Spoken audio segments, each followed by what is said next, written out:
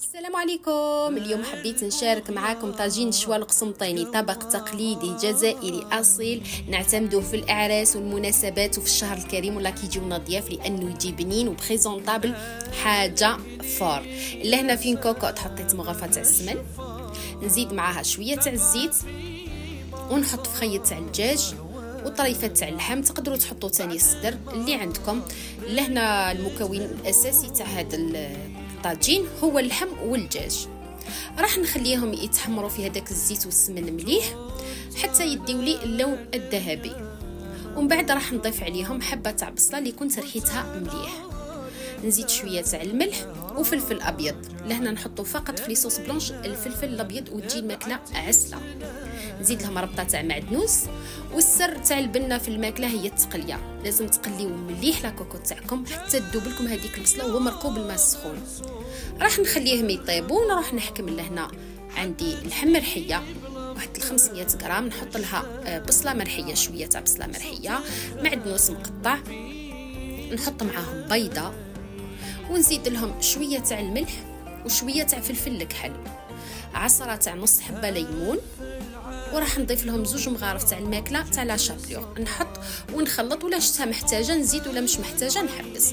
لا شابلور هذيك راح تخلي لنا لا فيونداشي تاعنا طريه ومتماسكه. لان نورمالمون في طاجين شوا ما يديروش فيه لا فيونداشي، يديروه غير فقط باللحم والدجاج، ولكن الحاله كي غلات عادوا دركا في العراس يعاونوا ويديروا باللحم مرحيه، وانا درت اللحم مرحيه خاطر ماكش ولادي ما يحبوليش اللحم. لهنا نحكم شويه تاع ما نحط فيه القارص باش نغطس فيه يديا ونشكل اللحم مرحيه هذيك باش ما تكحاليش. داك القارص هو اللي يحميها لي. فضلت ندير هذا الشكل الطولي. تقدروا ديروا اي شكل تحبوا ديروها مكعبره كما يقولوا ولا هذا الشكل كما تحبوا. نبقى نغطس في يدي في هذاك الماء والقارص ونشكل فيها حتى نكمل الكميه كامله. شوفوا لهنا كيف كي كملتها جات ما شاء الله. نروح من جهه اخرى راح نحي هذاك الدجاج كان طابلي. انا بحكم التصوير تبان لكم نحيتها ورا بعضها، ولكن راني نحيت الدجاج وخليت اللحم يطيب، وكي زاد طاب زدت نحيته.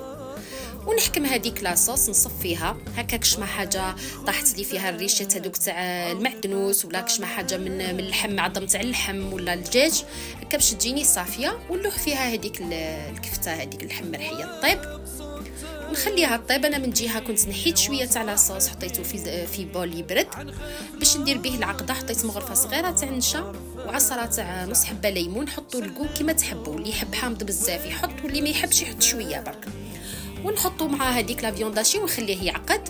من جهه اخرى بكري كانوا يحكموا اللحم والدجاج يقليوهم في الزبده والزيت، ولكن باش ما يجينيش كغا فضلت ندهنوا فقط بشويه تاع زبده ونديروا في الاير فراير. وها ولا هنا الطبق تاعنا كان واجد. شوفوا الشكل النهائي تاعو كيف يجي، صدقوني جا بنين كي العسله مع شويه تاع خبز الدار تغطسي فيه هذيك لاصوص، يستحق التجربه. كان هذا الطبق تاعي تاع اليوم، نتمنى عجبكم. ما بقى لي غنقول لكم في وصفه جديده. باي باي.